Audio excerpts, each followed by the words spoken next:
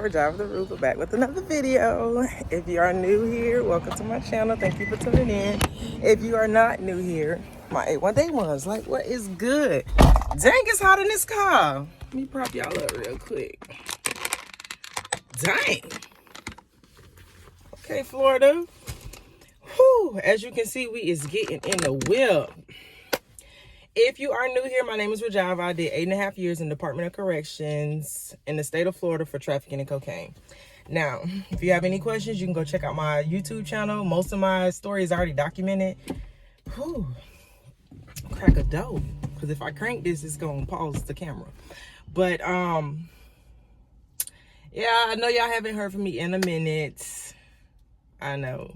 My life has kind of been in shambles lately. A lot of stuff I can't control, so I cry over it, you know, relationship, family. You can only do what you can do. You can only do your part. So life is a little bit in shambles, but hey, listen, the show must go on. And the only good part in my life is that God is still guiding, okay? And as long as God is still guiding, honey, everything else gonna fall into play. Because if I had to pick a department of my life to remain in order, it would definitely be the God aspect. So no worries, no complaints, okay, honey? Because listen, God is good, life is good. So anyways, outside of that, as you can see, I'm in the car, so we getting ready to go somewhere. I am going, first of all, I'm going by the bookstore because I have not read in a very long time. And I'll tell anybody, when I was locked up in prison, what turned me into the best version of myself outside of reading the Bible was reading in general. Like, I gained so much knowledge. I learned a lot of stuff about myself, and a lot of the stuff I apply to my life now is stuff that I got the revelation while I was reading a book. So it's like, if it helped me so much when I was locked up, why would I stop? Why would I not continue to do what I can see worked for me, what I know worked for me? So I'm going by the bookstore. Also, y'all know May is right around the corner. Like, Monday is the 1st, rent is due. Like, oh, mercy. I'll never forget when the 1st is. So May is right around the corner, and May is, of course, Mother's Day, as well as my mother's birthday is in May. Mother's Day is the 14th. My mother's birthday is the 29th of May. She's turning 60 this year. So she told me she wants a gold necklace for her birthday. So I'm gonna go shopping for her a necklace, and I'm gonna get that for her birthday. My family, I know I don't get on here, I don't talk a lot about my family because it's actually a very soft spot for me.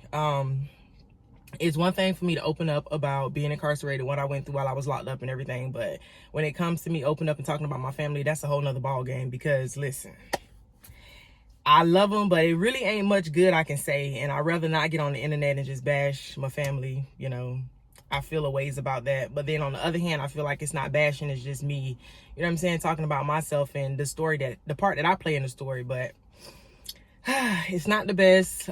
So my mama's turning 60. So I want her to feel special for her birthday regardless, because ain't none of her other children gonna do it. So I want her to feel special for her birthday and for Mother's Day. Of course, if you follow my channel, my A1 Day ones, like y'all already know this, I don't live where I'm from. I live in Jacksonville, but I'm from Highlands County, which is Lake Placid, Florida, real small place. And no, it's not the Lake Placid with the big ass alligator, okay? So don't even ask, okay? Not that Lake Placid, because once again, I told y'all, if it was from where I'm from, I would have been in the movie. Like, this would not have been the first time y'all seen me. I would have been an actress by now.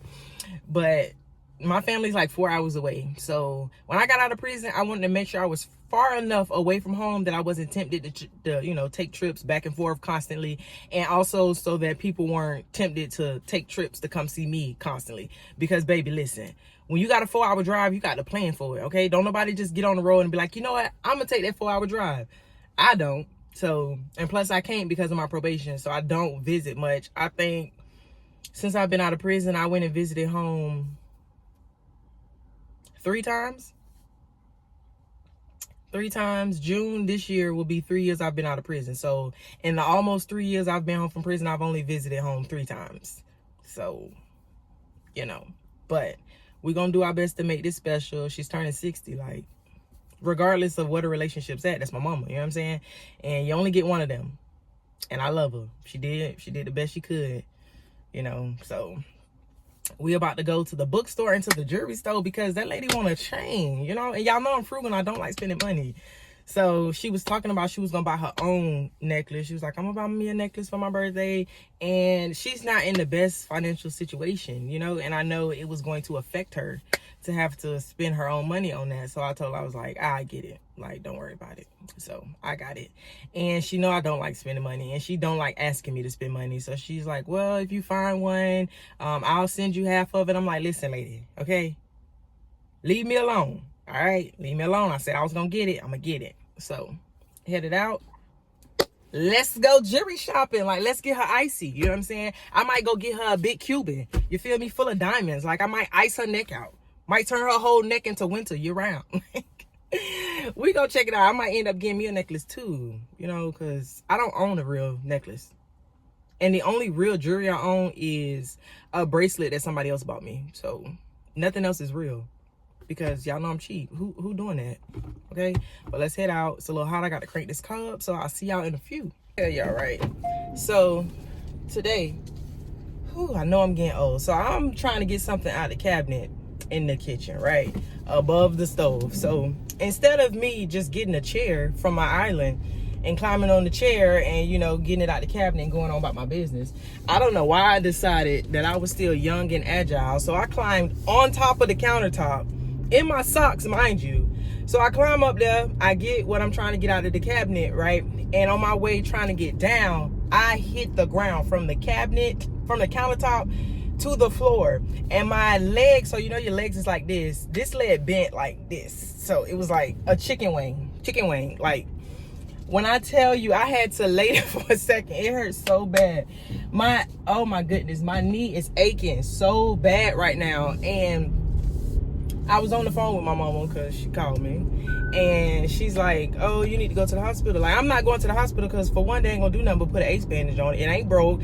I moved my ankle, I twiddled my toes, you know, I bent my knee, make sure my leg works, so it ain't broke. And all they gonna do is put an ace bandage on it and tell me to elevate it, stay off it, give me some ibuprofen because I ain't taking no narcotics because I'm on probation, and I ain't got time to be trying to explain to my probation officer why so-and-so is in my system and bringing a prescription and all that. So just strictly keep me non-narcotic, okay? So they ain't gonna do nothing but that and then charge me $5,000. Like, I'm not going to the hospital for that. But when I tell you my leg hurts so bad, I'm gonna have to show y'all how I'm walking. Like, I'm trying, my leg hurt so bad that I was like, I should just throw on a tank top and some sweats to go out the door because ain't no way I could be cute and walk cute. But I got to show y'all how I'm walking because my leg is hurting like so bad. I ain't had no business getting my ancient behind on that counter in socks. I got up there in socks. Like, girl, what child footies at that? It ain't even the tube socks with a little grip, you know. No, footies. The little, probably polyester. The way I feel, it got to be polyester because ain't no way cotton would have did me like that. Oh my goodness. And my first thought was to call my boss and be like, I ain't gonna be able to come in. But then I'm like, girl, you sit at a desk. You sit at a desk. Even if my leg was broken, they didn't cut off because it got too hot. But I was talking about even if I break my leg, then people not gonna understand why I can't come sit at a desk. But I decided to come down here. If you know anything about Jacksonville, I'm in the town center. So the town center is where everything at. I came down here for Barnes & Noble, which is right there. Now I got to find a place to park. Don't look like no parking. But they got everything. They got, you know what I'm saying, Coach. They got Louis Vuitton. They got all the name brands. They got Victoria's Secret over here. They got Sephora over here. So this is like where all the money at. And it is always busy over here. Do you know how long it's been taking me to get through a light? And it's like, I didn't realize that the gas pedal is very light to press, but the brake pedal is very stiff. So I've been back and forth on the gas and the brake, and it is killing my ankle and my knee. Oh my goodness, it hurts so bad. And I still got to find somewhere to park. I've just passed Barnes & Noble, so it looks like I'm gonna have a little distance to walk because they ain't got no parking. Oh, Lord have mercy. So let's try to park, see how long and how far. I'm gonna let y'all see what the parking look like. The parking is non-existent, and I just keep thinking about how far I am going to have to walk to Barnes & Noble. I probably should have just stayed home because the more I drive, the more my leg hurts. Thinking about this walk to the car and to Barnes and Noble, and oh goodness.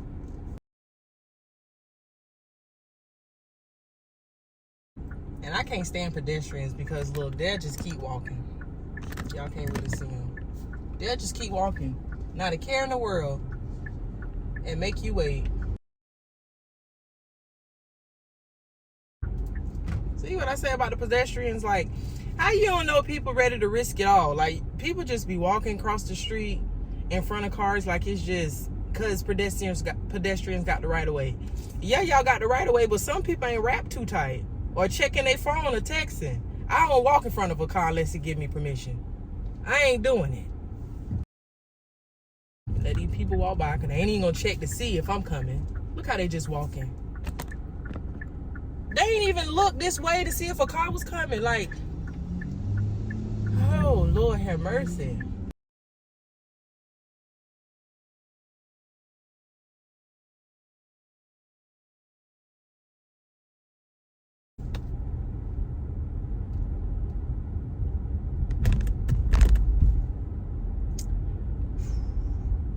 No luck.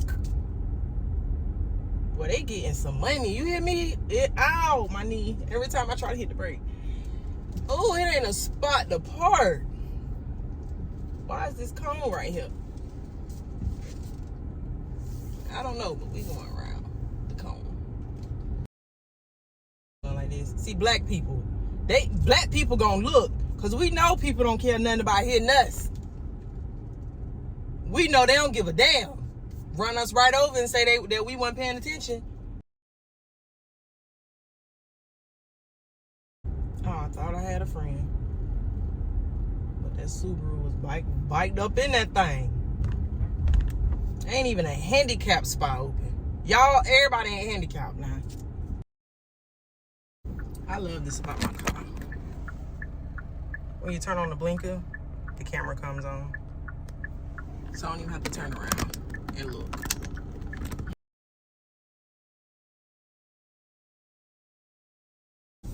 I would fight with them about this parking spot, but I ain't gonna do it because these people sitting here waiting, so I ain't gonna do it. But I could be nasty depending on which way they come out, but I ain't gonna do it.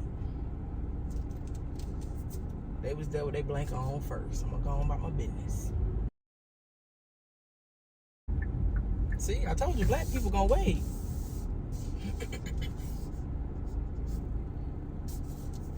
And gonna wait on you to tell them that they can go, because they was standing there even though I stopped. They ain't moving till I fanned them till they can go by. You won't hit us. So we know our life don't mean nothing when it comes to the police getting called. We already know. You ain't got to tell her. We know it. So, and we found one. Yes, sir. Think I'm finna back into this thing. Yes, sir. Yes, sir. I ain't never been so happy to find a parking spot, cause period. Yeah, let me get up in this thing. Yeah.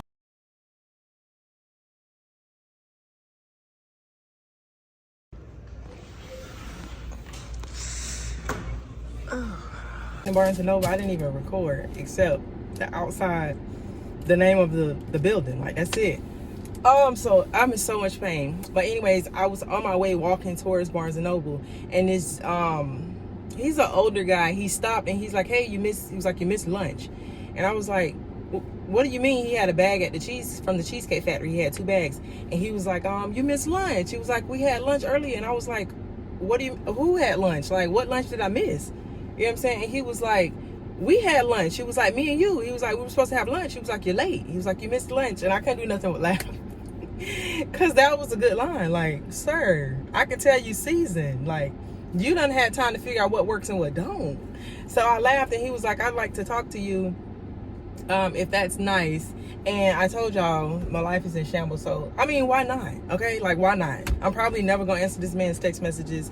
I'm probably never gonna answer his calls, but why not? Why not give out my number? You know what I'm saying? He looked like a nice guy. They all look like nice guys.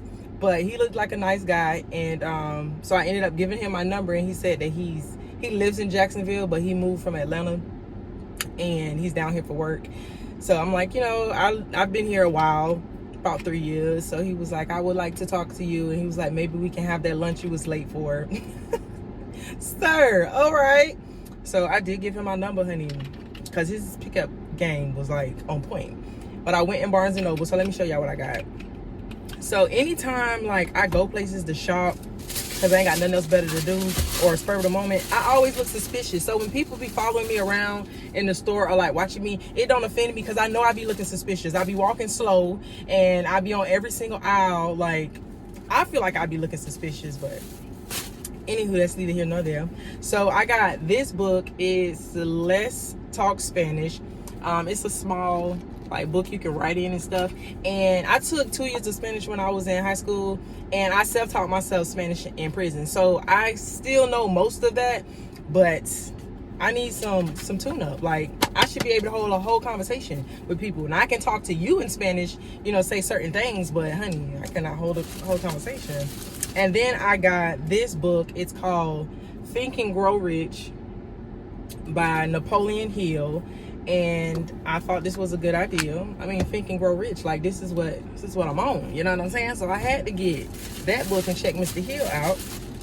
I also got this one. It kind of stood out to me. It's Change Your Brain, Change Your Life. And this is by Daniel Amen. Oh, his last name is Amen. I ain't even see that. Amen. So this book better be an amen. And I got this one too. This book and this book, they were on the stand, and if you buy one, you get the other one half off. So I ended up picking up this one first. So I was like, I got to get another book so I can get the sale. So I picked that one up too. And that's a good read. At least it better be. And of course, the name alone stood out to me. This is The Daily Laws by Robert Greene. Now, Robert Greene also has The Laws of Human Nature, and he also has the 48 Laws of Power. I read the 48 Laws of Power in prison. Like, that book is all bent up. I still got a copy from prison. That book is all bent up, underlined, highlighted. It's tattooed just like my Bible, okay? And a lot of people, it's on the swank list now. You can't send that book into prison. 48 Laws of Power. I guess they feel like inmates be trying to use it to manipulate or whatever. I mean, it's possible. The book has a lot of information. I didn't read it because I was trying to, like, you know, manipulate people. I just, the title alone, the 48 Laws of Power, like, who wouldn't read that? And it tells you a lot about how to carry yourself, how to brand yourself. It talks about how to interact with people, how to get stuff done. Like, I mean, if you try to use it to manipulate people, that's on you. You know what I'm saying? But I didn't know why I used it, but I learned a lot in that book. So this man, his name alone made me pick up this book, because I was like, I ain't never seen this one. I've also read The Laws of Human Nature. I read that one too. It was all right. It wasn't all that, but it was all right. I liked the book, but it wasn't 48 Laws of Power good. And we just gonna read a few of these laws off the back. So law number 1 is discover your calling. Law number 10. Oh, I guess these are pages. I was gonna say, how I jump from law 1 to law 10. But anyways, the laws are: discover your calling, embrace your weirdness, avoid the false path, depending on others is misery, the source of all power, submit to reality, the perfect mentor, redefine pleasure, create the need for you, awaken the dimensional, awaken the dimensional mind, perfect yourself through failure, listen to your frustrations, connect to your destiny. So much depends on reputation, facts. Better to be attacked than ignored. So those are just the first couple laws, okay? So this book definitely is gonna get some wear and tear. So I had to make sure I get this one in a hard copy. They only had it in a hard copy, so thank you. These other ones are soft copies or paperbacks, but I'll be a little more gentle on these. I'll probably read these, and I want a library in my house. So these are gonna go on the shelf. And these are the books that I got. So stuff was only $62. I expected to spend so much more than $62 in Barnes & Noble. So that's definitely a steal. And I also signed up for their rewards, because I definitely will be in Barnes & Noble quite often. And this is what their card looks like. Oh, I got rewards with Barnes & Noble. So if you don't read, you need to. Because I know y'all done heard the saying they put stuff in books because they know people ain't gonna read it. Okay? So go ahead and read. check out a book. Now we're off to go shopping for my mama. Since I bought some stuff for myself, I'm gonna go shopping for my mama. So I'll see y'all in a few. I get my nails done. I don't like them. It's not how I told her to do them. This is how she did them. I'm gonna show y'all the picture I showed her. Shouldn't have gave her a tip, but anyways. So I told you I hurt my leg. So I'm gonna let y'all see me struggle to get in this car, cause sitting in that chair made it worse. All right. So let me put y'all up here.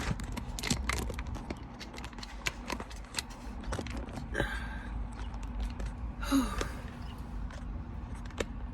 right. It hurts so bad. So now I got this. Ow! Ah!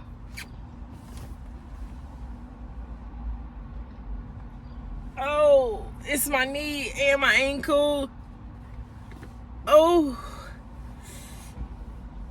Oh. Ow. Oh.